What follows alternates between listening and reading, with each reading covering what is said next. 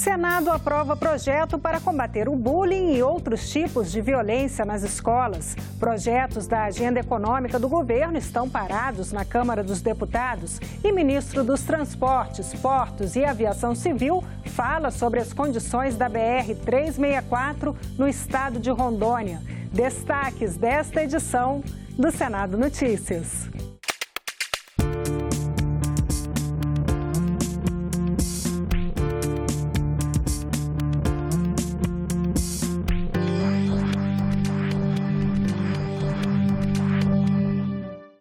Olá, boa noite. O Senado aprovou nesta terça-feira 2 projetos voltados à educação. O primeiro incentiva as escolas a promover a cultura da paz e o segundo inclui nos currículos a educação alimentar e nutricional. Veja estes e outros destaques do plenário na reportagem de Soraya Mendanha. O primeiro projeto aprovado determina as escolas promoverem ações de conscientização, prevenção e combate à violência, especialmente o bullying. A ideia é construir uma cultura de paz nas instituições de ensino. As pessoas têm que aprender o respeito, têm que aprender a tolerância ao diferente, têm que aprender que as pessoas são umas de um jeito e outras de outro, e que elas não podem ser abusadas. E isso pode ter efeitos muito negativos no desenvolvimento de um adolescente e mais ainda de uma criança. Este é um projeto da mais alta significância porque é um dado oficial de um diagnóstico feito nos estabelecimentos de ensino que comprovam que 69,7% das nossas crianças e jovens já sofreram algum tipo de agressão. Outro projeto inclui o tema Educação Alimentar e Nutricional nos currículos do ensino fundamental e médio. A intenção é reduzir a obesidade infantil e assegurar aos alunos informações sobre alimentação saudável. Em adição, adultos com pouca formação ou com hábitos alimentares inadequados terminam por reforçar o interesse de crianças e adolescentes por uma dieta pouco nutritiva. Os senadores validaram ainda um acordo entre Brasil e Paraguai para a construção de uma ponte rodoviária sobre o rio Paraguai, entre as cidades de Porto Murtinho, no Mato Grosso do Sul, e Carmelo Peralta, no Paraguai. Nós vamos ter o chamado corredor bioceânico, tão sonhado e tão importante, não só para Mato Grosso do Sul, mas para toda a região sudoeste, e eu diria, de Rondonópolis para baixo, os produtores rurais todos vão querer escoar essa produção, porque ela encurta em 8.000 quilômetros. E esses 8.000 quilômetros darão muita competitividade aos nossos produtos. Além disso, acataram uma emenda da Câmara dos Deputados ao projeto que cria o Dia da Celebração da Amizade entre Brasil e Argentina, a ser comemorado anualmente no dia 30 de novembro. E mais, 2 sessões de debates temáticos vão ser realizadas. A primeira no dia 9 de maio para discutir a paz no processo eleitoral e outra no dia 18 de junho para lembrar o Dia do Orgulho Autista. É cada vez mais comum o fornecimento a terceiros de dados pessoais armazenados na internet. Os riscos dessa quebra de privacidade foram o tema de uma sessão de debates no plenário nesta terça-feira. Segundo dados do IBGE, o Brasil tem quase 120 milhões de pessoas conectadas à internet. O número equivale a cerca de 60% da população acima de 10 anos de idade. Para proteger os dados pessoais e de navegação desses usuários, o Congresso Nacional discute um marco legal que garanta tanto o direito à privacidade na rede, quanto os interesses das empresas que detêm as informações. Reconhecemos que a proteção à vida privada é um direito fundamental, sem a qual não há pleno desenvolvimento à personalidade. Ao mesmo tempo, defendemos o balanceamento de interesses constitucionais relevantes com a livre iniciativa e a segurança jurídica. O titular da informação não deve ter seus dados utilizados aleatoriamente. Precisa ter conhecimento de quem maneja as informações e com que finalidade. Deve poder suspender ou ratificar as referências incluídas em bancos de dados. Recentemente, um escândalo envolvendo o Facebook deixou muita gente preocupada. Os dados pessoais de mais de 50 milhões de pessoas estariam nas mãos de uma empresa britânica por causa de um teste psicológico que circulava na rede social. Tornou-se evidente que a proteção de dados pessoais não é um luxo, mas antes uma necessidade. Mais de 100 países já adotaram leis gerais de proteção de dados. No Brasil, o tema é tratado de maneira dispersa na legislação e não existe um órgão especializado que garanta a privacidade dos usuários da rede mundial de computadores. Trará a segurança jurídica mediante a harmonização de conceitos, elevando a proteção aos direitos individuais das pessoas e ao fomento da economia digital. Porém, caso essa legislação nasça sem uma autoridade de proteção de dados, ela será manca, provavelmente sem eficácia. Este advogado destacou o dispositivo do projeto de lei que permite o uso de dados pelas empresas sem prévia autorização do usuário, desde que seja por um legítimo interesse. Por essa razão, o legítimo interesse deve ser regulado, prevendo-se ainda que o mesmo se dê por interesse meramente econômico, pois a livre iniciativa e a inovação que germinem no mercado nacional devem também ser preservadas desde que não infringam qualquer direito e garantia fundamental dos seus usuários. Uma comissão especial da Câmara dos Deputados também tem discutido o tema. Foram 13 audiências públicas, um seminário internacional, um sem número de encontros bilaterais e quero crer que esse seminário, a meu juízo, se soma nesse esforço do Parlamento de buscar construir um processo, produzir o amadurecimento do processo legislativo de modo que tenhamos uma lei adequada. E, por certo, as duas casas estão atuando com muita convergência, com muita identidade e nós vamos manter esse diálogo. Nem governo, nem oposição acreditam que a agenda econômica do presidente Michel Temer será votada em curto prazo. As propostas estão paradas na Câmara dos Deputados e a proximidade das eleições dificulta ainda mais a tramitação. Em fevereiro, Michel Temer enviou ao Congresso Nacional uma lista com 15 projetos da área econômica. Desses, 11 já estavam em discussão pelos parlamentares. A nova agenda teria o objetivo de minimizar o adiamento da votação da reforma da Previdência. A líder do PMDB disse que o Senado tem aprovado propostas na área da microeconomia e de segurança pública, mas lembrou que os projetos do governo estão parados na Câmara. Se nós não avançamos mais, se nós não aprovamos mais projetos, é porque tem muitos projetos na Câmara. E nós sabemos que lá é um pouco mais complicado, afinal são mais de 500 parlamentares, as comissões são maiores, então lá tem um tempo, os projetos tramitam de uma forma mais devagar, o que é natural e saudável. Por isso nós somos um sistema bicameral. Eles fazem as leis, alteram e nós fazemos as revisões. A oposição está disposta a votar alguns itens da pauta econômica, mas ponderou que nem a base governista está articulada. As matérias mais relevantes, como emendas constitucionais, também não podem ser votadas por conta da intervenção no estado do Rio de Janeiro e isso naturalmente limita muito o tamanho, a amplitude da pauta. Mas há também o fato de que a Câmara se encontra num processo de paralisação praticamente, né? Já por conta das eleições do mês de outubro próximo, né?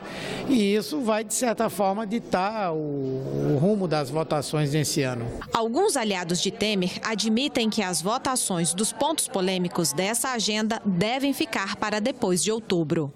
Decorrência também de toda essa instabilidade que o Brasil vive. Todas as dificuldades que o próprio governo enfrenta. Eu, particularmente, não acredito que teremos uma agenda muito intensa nos próximos meses. O Brasil agora fica no compasso de espera para as eleições. Entre as propostas da pauta econômica de Michel Temer estão a reoneração da folha de pagamento, a privatização da Eletrobras, mudanças nas leis de responsabilidade fiscal e de licitações, maior autonomia para as agências reguladoras, a independência do Banco Central e o fim do Fundo Soberano. Todos os projetos estão parados na Câmara dos Deputados. A Comissão de Infraestrutura recebeu em audiência pública o ministro dos Transportes, Portos e Aviação Civil, Walter Casimiro Silveira, para falar sobre as condições da BR-364 no estado de Rondônia. O ministro começou com uma exposição geral sobre as prioridades e o cronograma de obras de rodovias, ferrovias, portos e aeroportos em todo o Brasil. Em seguida, tratou da BR-364, que liga Cuiabá, no Mato Grosso, a Porto Velho, em Rondônia, importante via de escoamento da produção agropecuária desse recanto do país. A estrada encontra-se sem condições de tráfego em vários trechos, em especial em Rondônia. O presidente da comissão leu a manifestação de um rondoniense. Oscar Costa Borche, lamentável o estado da BR-364, em Rondônia. O descaso da gestão pública se reflete no número de elevados acidentes e mortes que acontecem no local. Buracos, falta de acostamento em alguns trechos, falta de uma rotatória adequada na entrada para Colorado do Oeste, falta de sinalização. De acordo com o ministro, agora é esperar cessar o período chuvoso para recuperar a estrada, com pelo menos 50 quilômetros de terceira faixa para desafogar o trânsito de automóveis e caminhões. A previsão é de que, cessando o período de chuva, já inicie com toda a força para que a gente possa fazer toda a recuperação da BR. Segundo o senador Valdir Raupp, a recuperação da BR-364 até já começou. Ele responsabilizou o governo federal pelo problema que se arrasta há anos. Houve um negligenciamento com relação a projetos. Quando a BR estava praticamente toda destruída, foram se deparar que não tinha os projetos suficientes para fazer a sua restauração. Quanto à expectativa antiga de se duplicar a rodovia 364, não há decisão tomada. A concessão para uma empresa privada construir daqui a 10 anos e emendas de bancada para o próprio poder público fazer a obra. São possibilidades em aberto. É uma questão de governo, nós precisamos tomar uma decisão rápida e clara, porque não se aguenta mais a BR da maneira que está. A produção agrícola aumentou muito em função da diminuição do custo do transporte através da hidrovia do Madeira. Isso fez com que as nossas terras em Rondônia valorizassem, as pessoas passaram a olhar Rondônia como uma alternativa da produção de grãos, produção de carne, tanto é que Rondônia hoje é o 5º exportador de carne do país. O combate ao bullying e à violência nas escolas é marcado em 2 datas. 20 de outubro, que é o Dia Mundial, e 7 de abril, o Dia Nacional. Aqui, a data foi criada em 2016, 5 anos após o massacre na escola de Realengo, no Rio de Janeiro, onde um ex-aluno matou 12 estudantes a tiros. De lá para cá, muitos outros casos entristeceram o país. A violência nas escolas é tema do programa Em Discussão desta noite. Olá! De vez em quando, as nossas escolas são um cenário de atos de violência extrema. Alunos atirando contra colegas, agredindo professores. Aliás, o Brasil ostenta mais um daqueles títulos que ninguém gostaria de ter: o de líder mundial na violência contra docentes. Afinal, de onde vem tanta agressividade? Esses adolescentes a quem se atribui práticas de atos infracionais, eles estão agindo ou estão reagindo à violência que sofrem? Temos que olhar para o espelho e encarar que a nossa sociedade ela é violenta. Nós não podemos só ensinar matemática e português. Nós temos que ensinar valores. Especialistas discutiram o assunto numa audiência pública da Comissão de Educação do Senado. Veja um compacto desse debate no Em Discussão de hoje. O programa Em Discussão vai ao ar logo depois do Argumento. Na semana passada, o IBAMA suspendeu a licença ambiental concedida ao mineroduto da Anglo American, em Minas Gerais. No Pará, a Hidroalunorte foi multada em 150 milhões de reais. Durante a produção do segundo episódio da série especial sobre a água, a TV Senado reuniu depoimentos de especialistas e pessoas atingidas, questionando o uso desse recurso natural na mineração e as consequências para as populações atingidas.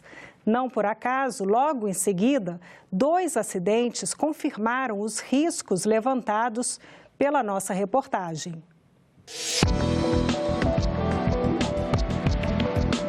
Carros, ônibus, aviões, geladeiras, material de construção. O metal domina nosso cotidiano. Seríamos capazes de viver sem ele? Todos nós queremos viajar de avião, todos nós queremos ter nossa casa, todos nós queremos ter o nosso carro. E isso vem da onde? Da mineração.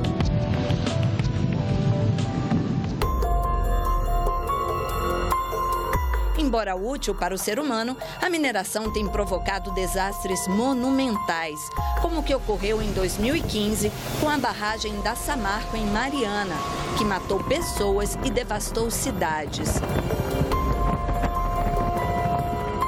Mais recentemente, tivemos o vazamento de bauxita de uma mineradora norueguesa em Barcarena, no Pará, e o rompimento do mineroduto da empresa Anglo American em Santo Antônio do Grama, Minas Gerais. Toneladas de minério de ferro acabaram caindo nas águas que abastecem a cidade.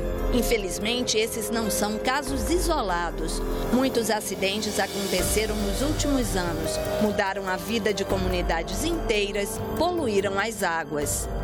Você sabe o que é um mineroduto? É uma sequência de grandes canos como esses daqui, conectados por longas distâncias, quilômetros. Eles são usados para transportar minério. E sabe o que é que leva esse minério? Água. Água bruta retirada dos rios. O Brasil tem o maior mineroduto do mundo e é o Minas Rio da empresa Anglo American. Concluído em 2014, ele tem 529 quilômetros de extensão, um longo caminho que vai de Minas Gerais ao Rio de Janeiro.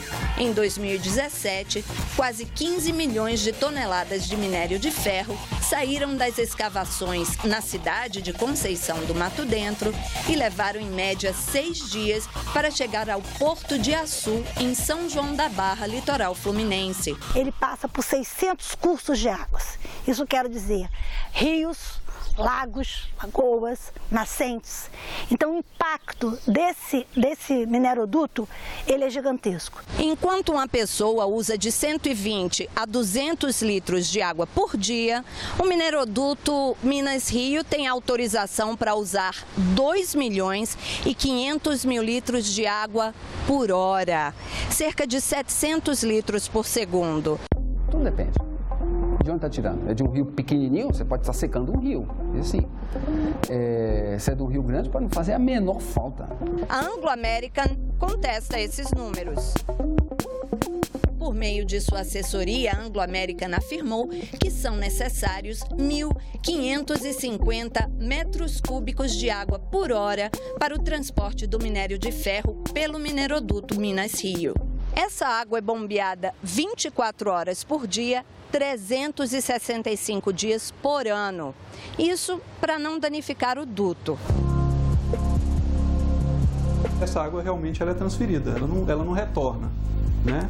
Até porque para você vencer a topografia para trazer essa água de volta, seria um custo muito elevado para você trazer de volta para a mesma bacia. É claro que a mineração é uma fonte de renda importante para o país. Mas será que é mesmo necessário usar um recurso limitado como a água para transportar esse minério? Será que isso não pode ser feito de outra maneira? Em 2016, a Comissão Extraordinária das Águas da Assembleia Legislativa de Minas Gerais propôs a proibição de novos minerodutos e a revisão das licenças já existentes.